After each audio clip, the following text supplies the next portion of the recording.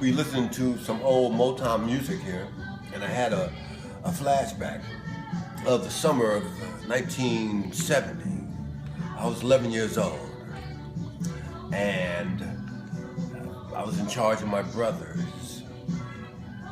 My mother worked nights. She was a nurse, and she was asleep during the day, and my father was at work. So I was in charge of my brothers, and we were left to our own devices in summer in Los Angeles. We decide to go for a drive in the car. Only problem was, we didn't know how to drive. First, we backed the car out the driveway and run up our neighbor across the street's front walkway, basically. Run up it. So that was a problem. So we had to get the car back into at least our driveway. I had to try to right this ship somehow. So my brother, Lance Fuller, decided that he could do it. He got in the car, got back across the street, and proceeded to go straight through our garage. So,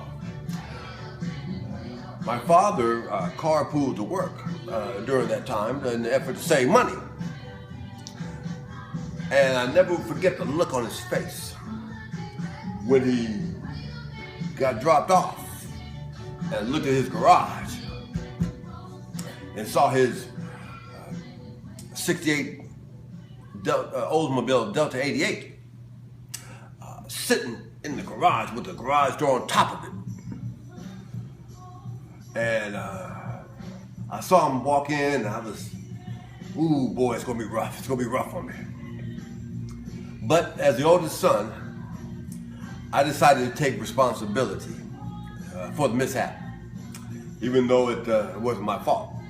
But I was in charge, so I took responsibility. My father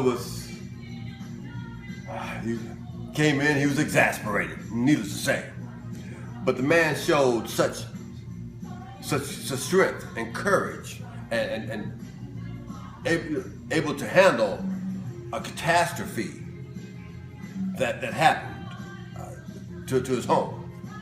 That's one of my fondest Father's Day memories. Also the fact that we didn't get our ass whooped. But he handled it with grace and dignity.